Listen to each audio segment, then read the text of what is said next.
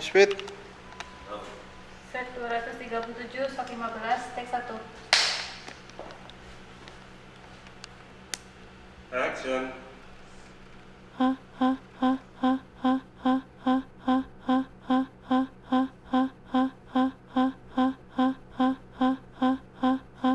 Saya lahir di Jakarta pada tanggal 12 Juni tahun 1960. Saya adalah anak kelima dari 7 bersaudara. Sejak kecil saya sudah memiliki cita-cita menjadi seorang pelukis. Keinginan ini mungkin disebabkan oleh pengalaman ketika saya masih kecil. Sekitar tahun 67, saat umur 7 tahun, saya sering diajak jalan-jalan ke Istana Bogor oleh bapak saya. Karena pada waktu itu bapak saya bekerja sebagai ajudan Presiden Soekarno. Saya jadi bisa dengan leluasa mengakses berbagai ruangan di sana.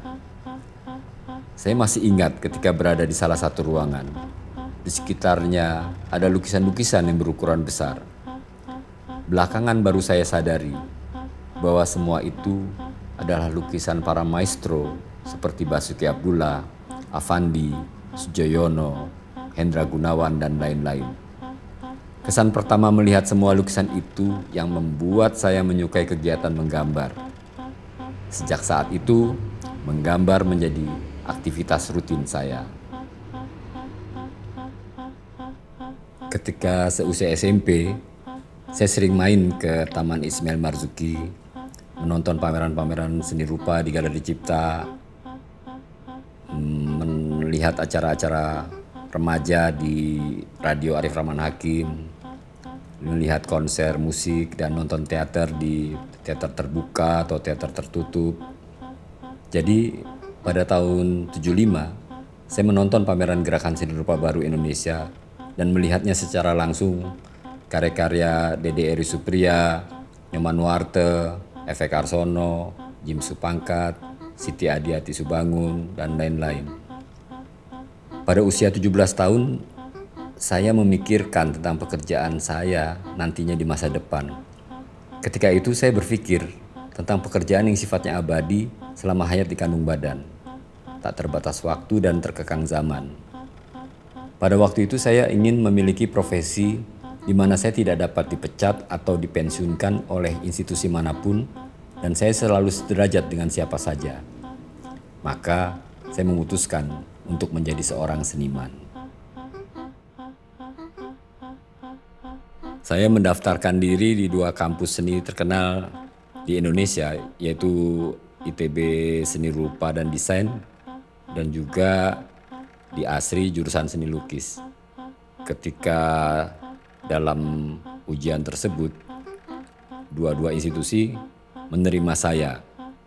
Tetapi setelah saya timbang-timbang, saya lebih memilih ASRI karena di sana saya tidak harus mempelajari semua hal secara komprehensif di semester pertama. Langsung penjurusan, belajar seni lukis, pegang kuas, sehingga ketika kuliah di ASRI, membuat saya sudah merasa menjadi pelukis.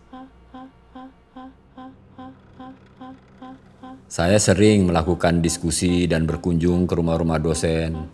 Aktivitas itu saya lakukan untuk menambah pengetahuan seni saya. Saya tidak akan mendapatkan banyak pengetahuan jika hanya berkutat dan mengandalkan pelajaran-pelajaran di kelas. Dan disitulah saya menyadari bahwa ada perbedaan yang besar antara menjadi mahasiswa seni dan seniman. Tanggung jawab seniman itu menurut pendapat saya tidak terbatas waktu kuliah. Kalau mahasiswa seni hanya berlaku dari jam 8 pagi sampai mungkin pukul 4 atau 5 sore. Saya tidak menyukai hal-hal yang berbau konservatif, hal-hal yang bersifat mengekang kemerdekaan berpikir mahasiswa. Oleh karena itu, saat itu saya sering membuat karya-karya instalasi tidak konvensional, penuh dengan eksperimen-eksperimen. Apa yang saya lakukan itu adalah untuk mengungkapkan ekspresi kebebasan, bahwa tempat kuliah adalah tempat belajar apa saja, tempat mengeksplorasi kemampuan diri kita. Pada waktu itu saya berpikir dan menganggap bahwa tidak seharusnya ada pengkotak-kotakan dalam disiplin ilmu seni. Seperti misalnya apabila saya melukis disebut pelukis. Kalau saya memakai media fotografi, saya dianggap sebagai seorang fotografer. Apabila saya memakai media grafis, saya disebut grafikus. Untuk seni kontemporer, saya pikir setiap seniman boleh memakai media apa saja yang mereka sukai. Saya bisa memakai media kata-kata, memakai badan saya untuk membuat pertunjukan, memakai suara saya untuk membuat bunyi. Seni tidak boleh terkekang dan terbatas oleh hanya satu media saja.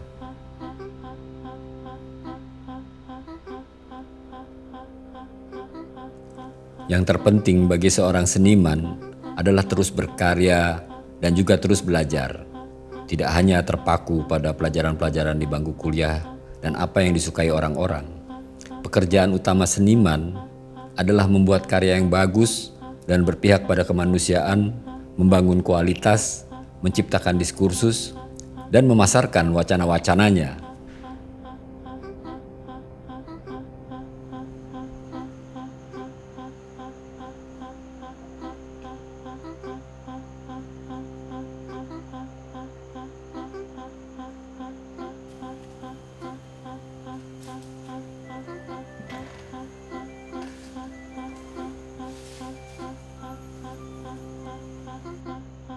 Drop out bukan berarti saya orang yang malas belajar. Drop out adalah cita-cita yang saya sudah rencanakan sejak awal sebelum memasuki bangku kuliah.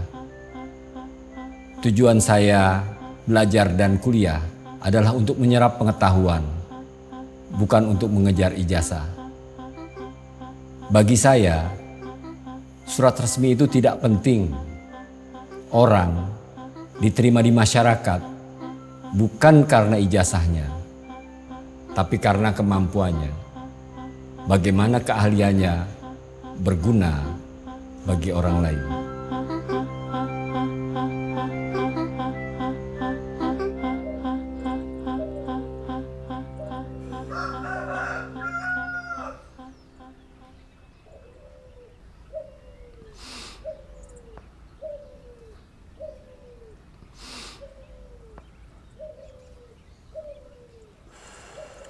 Sebagai seorang seniman dan manusia, saya tidak lebih spesial dari anggota masyarakat lainnya.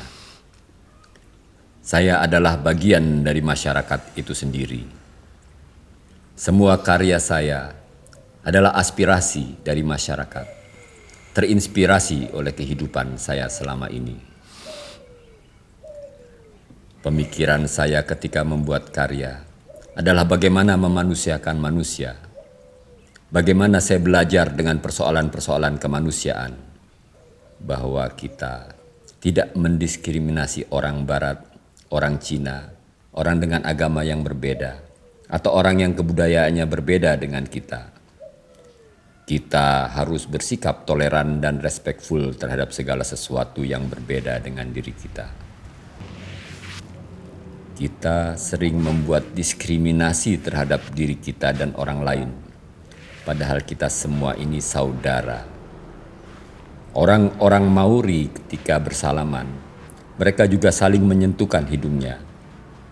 Saat hidung mereka bersentuhan, mereka membuat kesadaran tentang nafas mereka yang saling bertukar satu sama lain. Saudara, saudara, satu oksigen di dalam bumi yang sama.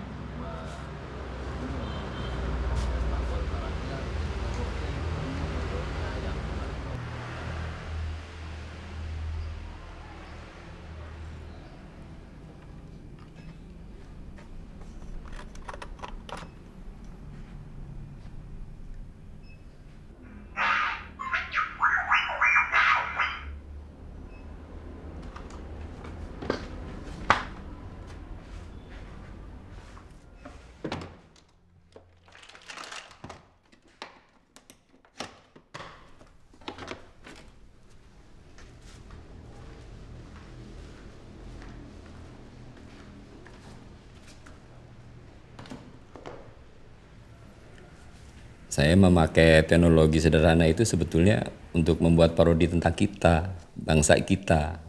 Bangsa Indonesia yang dianggap sebagai bangsa dari negara berkembang atau negara dunia ketiga. Saya bayangkan gimana karya-karya saya ini berada di pameran-pameran internasional. Karya-karya dengan teknologi transistor dan teknologi reptil yang dianggap sudah usang, saya angkat kembali ke wilayah pengertian baru, berbeda dengan pengertian fungsi semula teknologi yang saya gunakan. Benda bekas seperti jam beker, kipas angin, radio rusak, alat-alat mekanik rusak, saya hidupin dan masukkan ke dalam karya-karya saya untuk mengerjakan hal yang menyenangkan dan sederhana aja. Tidak seperti fungsi dan kerja berat mereka di masa lalu. Dan saya percaya bahwa setiap benda memiliki roh, jiwa, kehidupan, sebagaimana dalam konsep animisme. Saya menaruh hormat dan penghargaan kepada mereka semua.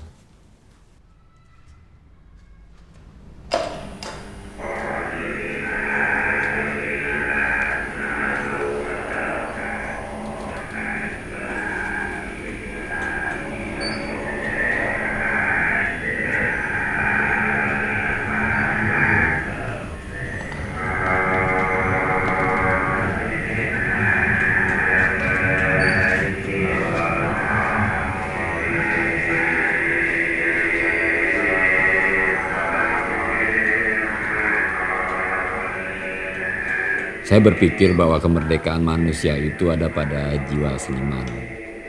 Saya tidak harus mempunyai bos, tidak harus mempunyai lembaga, dan tidak ada seorang pun yang bisa memecat saya. Kemerdekaan itu yang penting buat saya. Orang-orang tidak bisa menyetop apa yang saya kerjakan dan tidak dapat melarang apa yang saya lakukan. Saya bebas melakukan banyak hal. Tapi kebebasan itu kan menuntut seniman untuk selalu sadar dengan apa yang dikerjakannya. Setiap tindakannya itu adalah sikap politik. Seni dan politik itu tidak terpisahkan dan tak dapat dipisahkan. Seniman harus memiliki kesadaran politik yang tinggi, kepekaan politik yang tajam. Dengan mempergunakan media ekspresi yang dimiliki, seniman membuat karya seni yang menyuarakan berbagai kehidupan dan melakukan aktivitas penyadaran. Dan sudah menjadi ketentuan karya itu harus memiliki kualitas yang bagus.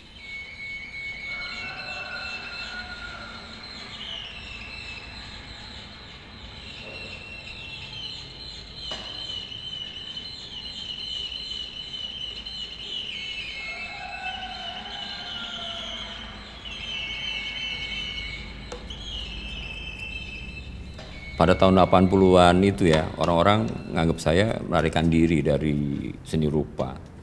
Karena saya sering membuat karya pertunjukan dan instalasi, bukan buat lukisan. Anggapan itu sebetulnya sepenuhnya keliru. Saya tidak lari, toh saya masih menggambar. Tetap mengerjakan lukisan-lukisan. Namun saat itu fokus perhatian saya tidak lagi ke situ. Waktu itu saya suka mengerjakan eksperimen-eksperimen karena saya merasa bahwa ekspresi seniman itu tidak bisa dibatasi dengan hanya hal-hal yang bersifat konvensional. Seperti ngelukis, buat patung. Saya mencari-cari seni yang lebih murni dari seni murni. Saya menganggap bahwa seni lukis sebagai seni murni sudah tidak lagi murni. Seni lukis sudah menjadi komoditas market, hanya dibuat berdasarkan pesanan raja. Malah seperti seni terapan yang tujuan pembuatannya demi kepuasan dan segala sesuatu yang disukai konsumen. Konsep seni murni pada hakikatnya adalah bagaimana orang-orang dapat mengaktifkan pikirannya untuk mempertanyakan karya yang dibuat oleh si seniman itu. Jadi persoalan seni murni bukan dari media apa yang dipakai, tapi yang terpenting dan utama dia dibuat tidak berdasarkan order.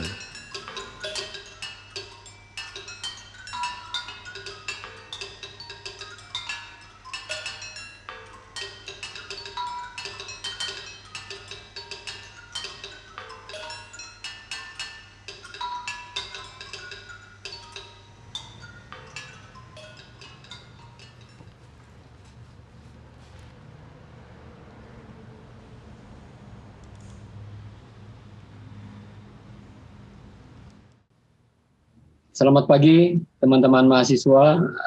Pagi ini kita akan mengadakan perkuliahan penciptaan seni 1.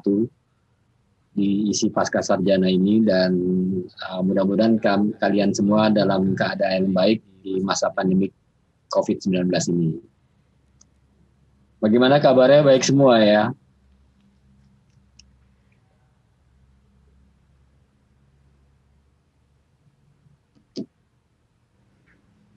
Saya akan perlihatkan karya saya berjudul Menari di Bawah Rembulan yang saya buat pada tahun 1984. Karya ini adalah termasuk karya gagal. Eksperimentasi terhadap teknik, tujuannya dulu buat mencari dan mengupayakan karya ini bisa komunikatif dengan masyarakat. Ternyata hasilnya tidak sesuai harapan saya.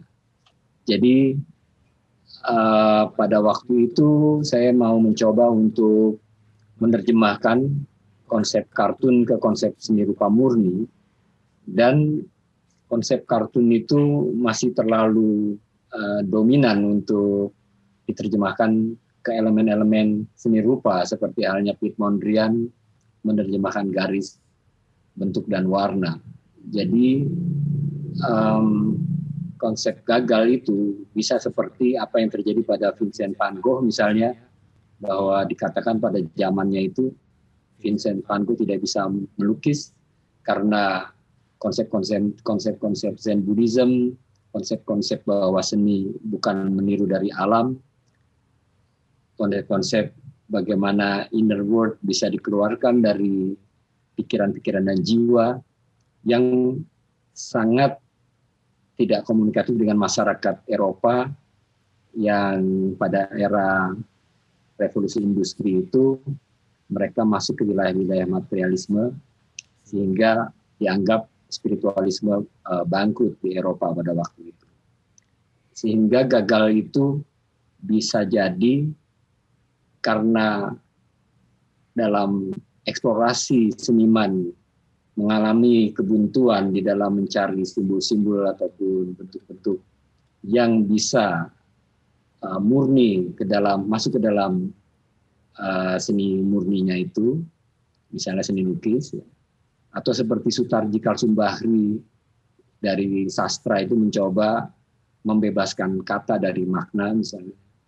Kemudian ada juga puisi konkret yang mencoba untuk membebaskan pengertian-pengertian kata-kata yang bersifat komunikasi verbal di koran, kemudian menjadi karya-karya yang poetik gitu ya. Jadi saya kira gagal bukan berarti kita tidak berbakat, tak memiliki kemampuan. Kegagalan merupakan cara mengetahui apa yang kurang dari diri kita. Dan dari yang kurang itu kita melakukan penjelajahan dan perbaikan-perbaikan. Sebagai seorang seniman atau mahasiswa seni, kita harus selalu belajar. Harus siap menjadi seorang pembelajar sejati sepanjang usia kita.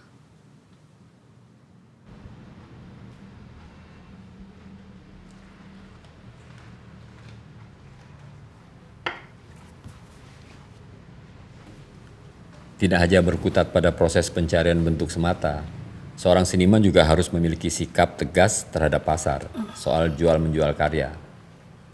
Sikap ini berkaitan tentang nilai hidup kita di dalam dunia kesenian itu sendiri.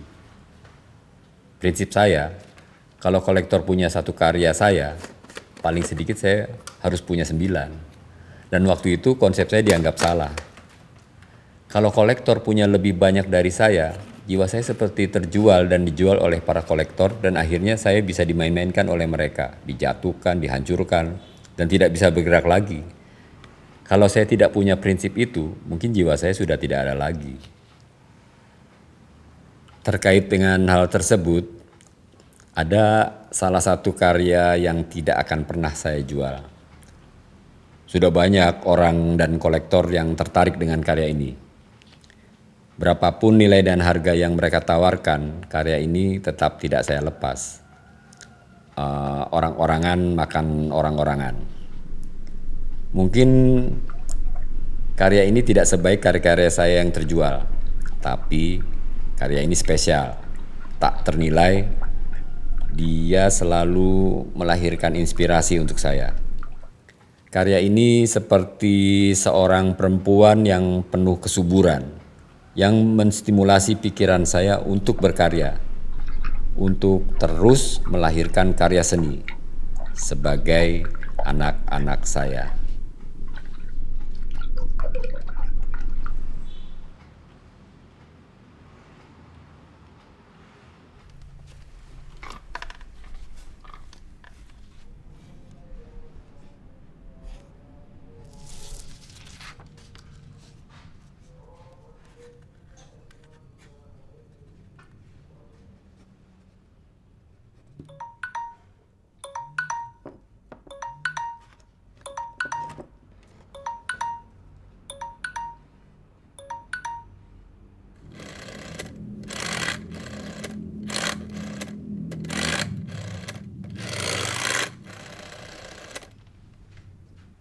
Halo, ya, Ibu gimana kabarnya?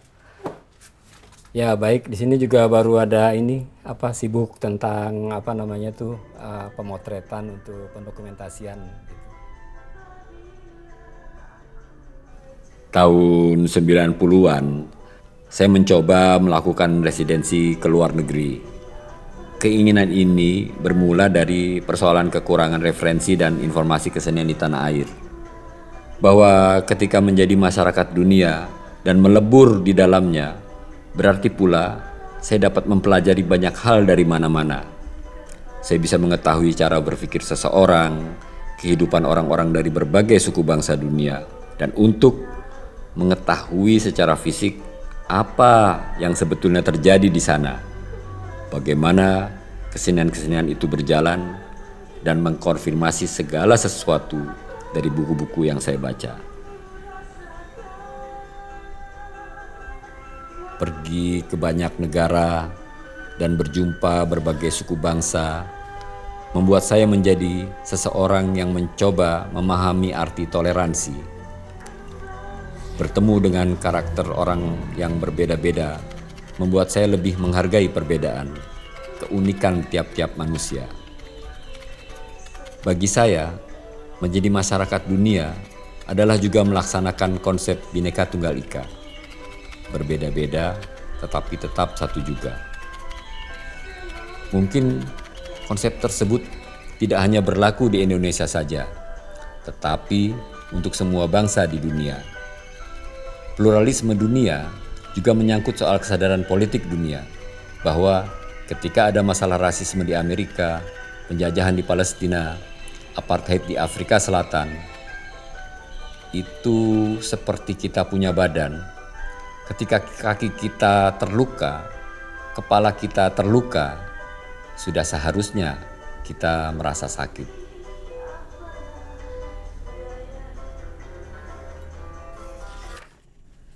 Kesadaran bahwa saya bagian dari sejarah seni rupa Indonesia membawa saya kembali dan akhirnya menetap di sini. Belum tentu kalau saya tinggal di luar negeri saya menjadi bagian dari sejarah di sana.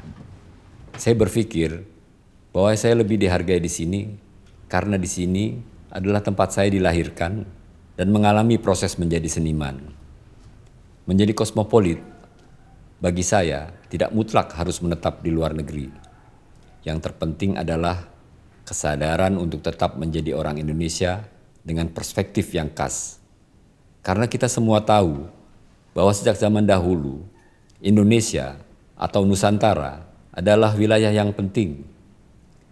Bukan sebagai pusat kebudayaan dunia, tetapi tempat bertemunya perbedaan kebudayaan yang ada di seluruh dunia. Jadi, kita semua manusia yang setara, maka kita tak perlu merasa rendah diri.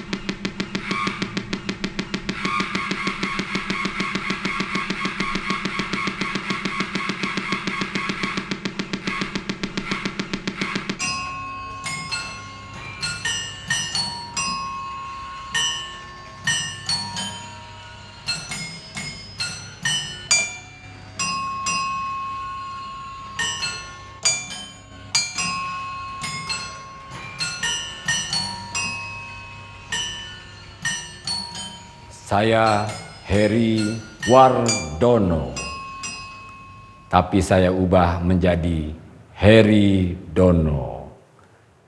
Heri Dono.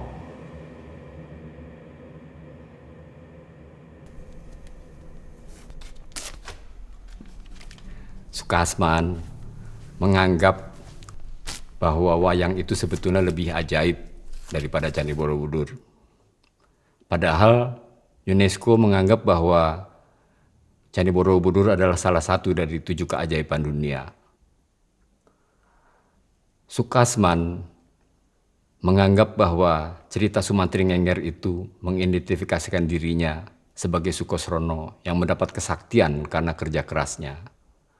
Sementara Sukasman menganggap bahwa Vincent van Gogh adalah titisan Sukrosono.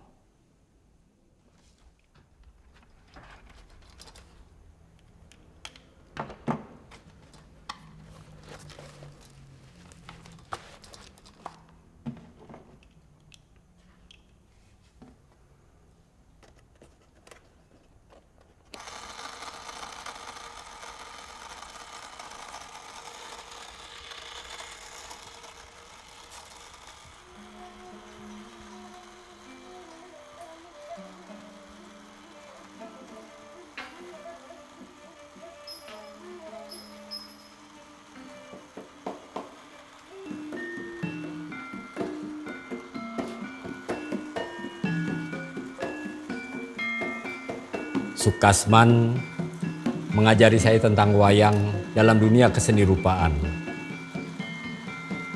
Waktu saya belajar seni lukis, saya studi khusus tentang kartun. Dan ketika bertemu dengan Sukasman, saya lebih meyakini bahwa ada kesamaan antara wayang dan kartun. Dalam animasi kartun, semua benda-benda menjadi bernyawa. Begitu juga dalam wayang yang didasari dengan keyakinan animisme. Dan sepak terjang Sukasman yang berada cukup lama di luar negeri memberikan stimulasi bagi saya untuk berada di arena seni rupa yang lebih luas.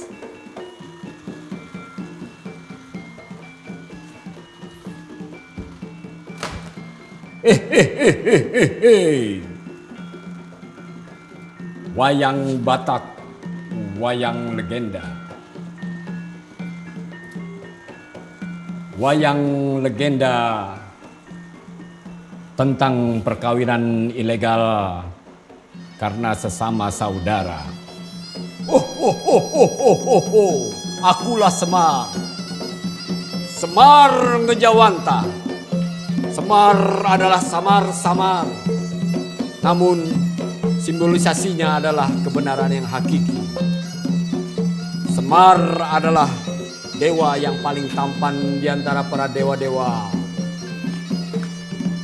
Dia adalah dewa yang berjelma menjadi manusia biasa. Semar merangkul seluruh keyakinan umat manusia, kebudayaan, peradaban, dan kemanusiaan. Semar memberikan keharmonisan pada kehidupan dan juga bagaimana kita hidup saling bertoleransi. Semar adalah simbol kemanusiaan, keharmonisan, dan toleransi.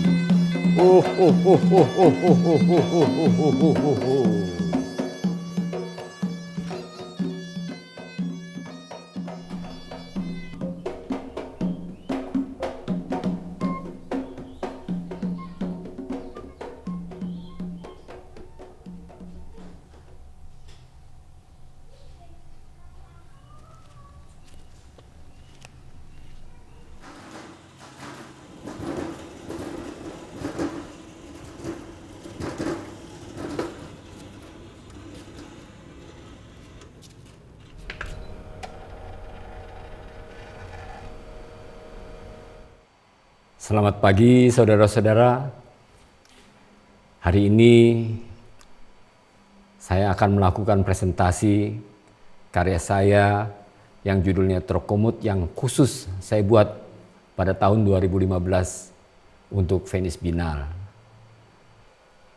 Karya Trokomut ini sebetulnya adalah gabungan dari Trojan Komodo, di mana ada hubungan antara cerita dari Yunani tentang kuda Troya dan binatang purba yang masih hidup sampai hari ini yang namanya Komodo.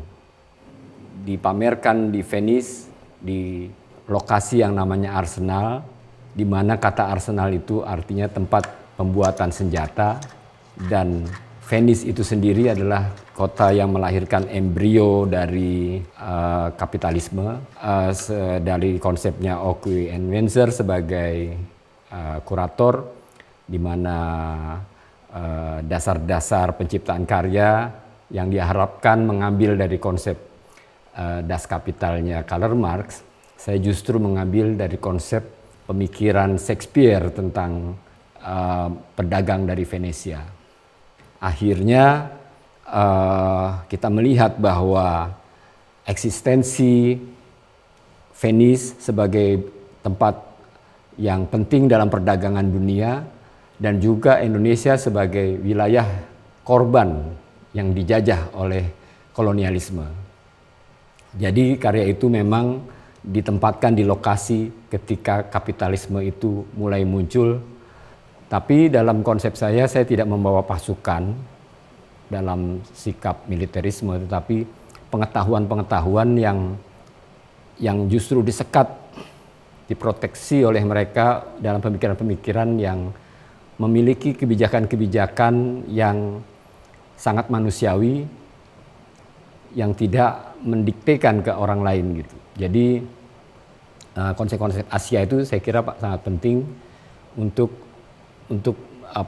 dijadikan patokan-patokan bahwa sebelum Renaissance muncul di Eropa, sebetulnya Asia sudah memiliki kemajuan-kemajuan teknologi, pengetahuan, kebudayaan, peradaban. Jadi strategi Trokomut ada di lokasi di Venice Biennale adalah memberikan kesadaran-kesadaran kepada masyarakat dunia bahwa sebetulnya kita mengetahui apa yang sebenarnya terjadi pada kolonialisme, pada hal-hal yang sebetulnya tidak demokratis dan terjadi diskriminasi antar manusia. Dan di sini pengetahuan-pengetahuan itu mudah-mudahan bisa diterima dan kita semua setara satu sama lain antara masyarakat Barat dan masyarakat Timur, yang pada akhirnya tidak ada lagi persoalan masyarakat Barat dan Timur karena semuanya hanya pada pola masyarakat.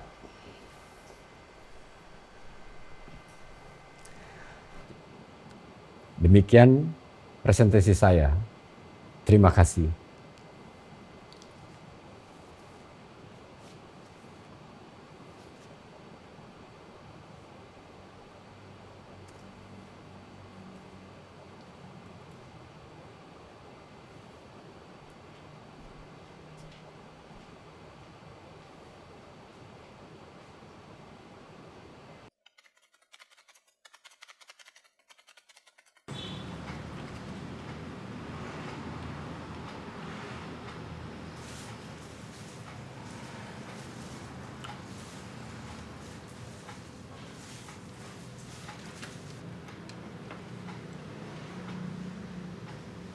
Baik, jadi dulu Pak Heri pernah cerita bahwa dia memang sedang mencari studio untuk menaruh karya-karya instalasi. Jadi dia memang selalu berpindah dari satu studio ke studio yang lain dan itu selalu kontrak.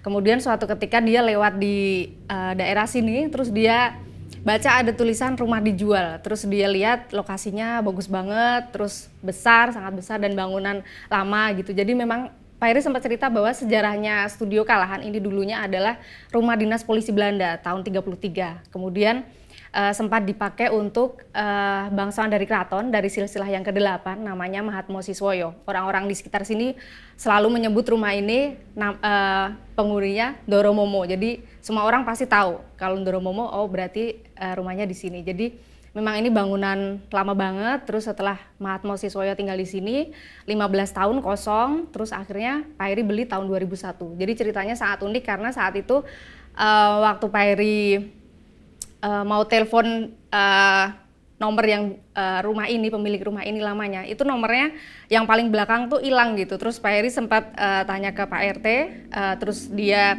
dapat bahwa nomor itu adalah nomor Semarang. Terus dia janjian sama yang punya rumah ini, kemudian saat itu dia naik sepeda dan pemiliknya sempat kaget dan nggak percaya. Emang Pak Heri punya uang untuk beli rumah ini? Karena saat itu memang luasnya sekitar 2.000 meter persegi dengan harganya sekitar 400 juta, jadi lumayan mahal gitu. Tapi Pak Heri bilang nanti kapan janjian, terus dia akan bawa uang dan akhirnya dia menepati janji. Lain hari deal-dealan, terus akhirnya dia berhasil membeli rumah ini. Jadi ceritanya lumayan unik dan menarik saat dia mendapatkan studio Kalahan. Dulu Pak Heri pernah terinspirasi dengan salah satu pameran besar di Paris. Judulnya Salon de Refusé, sekitar tahun 1863. Jadi di situ ada pameran besar Paris Salon saat itu. Terus banyak seniman yang apply untuk pameran tersebut, tapi karya mereka ditolak. Beberapa dari mereka ada Camille Pissarro, Gustave Courbet, dan lainnya. Kemudian akhirnya mereka membuat tandingannya, yaitu pameran dengan karya-karya yang ditolak. Jadi dari situ Pak Heri berpikir bahwa kegagalan, ketidaksempurnaan, dan kesalahan itu seperti blessing, seperti berkat untuk proses kreatif kita sebagai seniman. Tapi juga nama Kalahan sendiri terinspirasi dari salah satu film Hollywood, Dirty Harry, dan kebetulan di situ yang main adalah Clint Eastwood. Dia main sebagai agen polisi namanya Harry Callahan, tapi spellingnya beda. Jadi dari situ Pak Heri pikir mungkin nama Kalahan cocok untuk nama studionya gitu. Terus akhirnya dia pakailah nama Studio Kalahan. Jadi di Indonesia sendiri Kalahan itu seperti orang yang kalah terus, jadi nggak pernah menang. Jadi menurut dia ketika kita selalu mengalami kegagalan, kita pikir bahwa hidup itu harus terus berlanjut dan kita harus terus belajar gitu. Jadi sebagai seniman, kalau kita tahu di tempat kita bahwa banyak kegagalan, kesalahan gitu, jadi itu nggak apa-apa. Jadi kita bisa punya mental yang baik sebagai seniman. Jadi dimanapun berada, kita bisa menjadi seniman yang hebat yang terus berjuang gitu.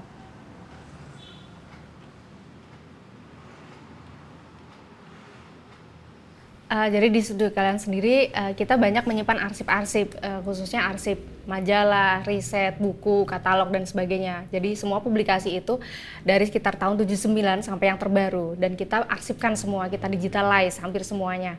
Kemudian selain itu juga kita menyimpan banyak karya seni instalasi, mungkin sekitar 35 karya seni instalasi ada di studio Kalahan, dan hampir semuanya selalu kita display secara teratur. Jadi ketika ada pengunjung yang datang, mereka tidak hanya bisa melihat dari foto atau video arsip, tapi juga melihat secara langsung karya seni instalasi tersebut.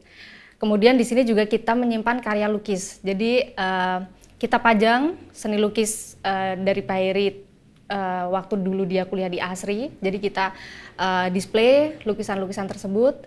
Tapi kalau lukisan yang terbaru biasanya Pak Heri berproduksi di sini, tapi kemudian kita kirim ke tempat lain untuk dipamerkan. Jadi karya-karya seni lukisnya yang baru mungkin hanya sedikit yang ada di studio Kalahan.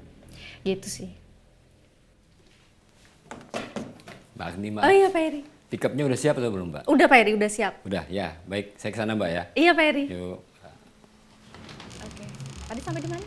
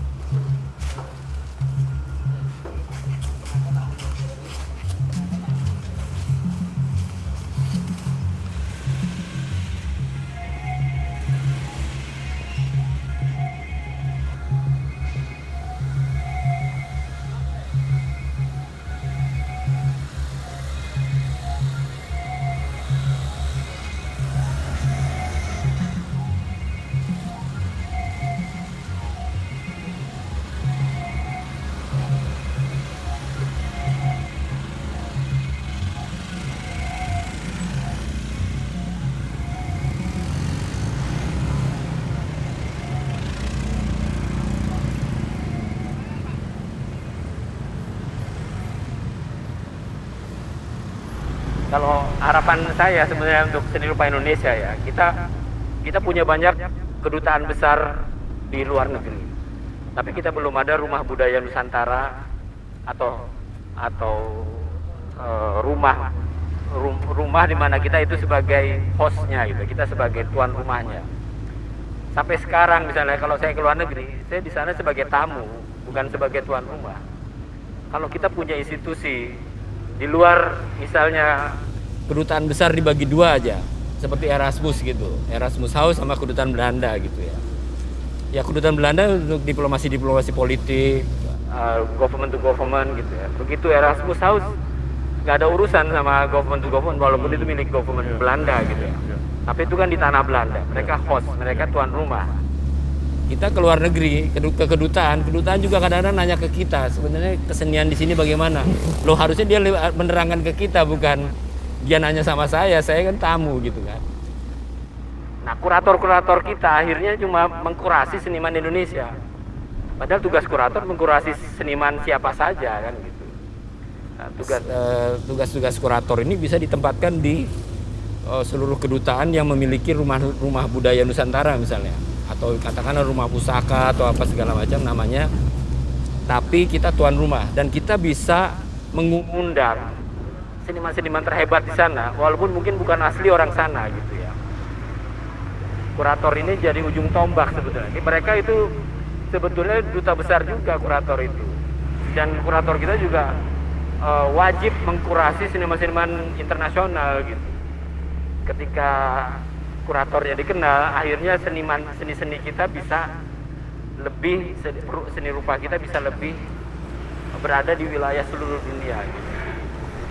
Kalau menurut pikiran saya begitu. Baik Mas Heri. Ya. Terima kasih. Sama-sama. Sekarang waktunya kita foto-foto nih. Ya, waktunya kita foto-foto ini. Tadi kayaknya cocok nih.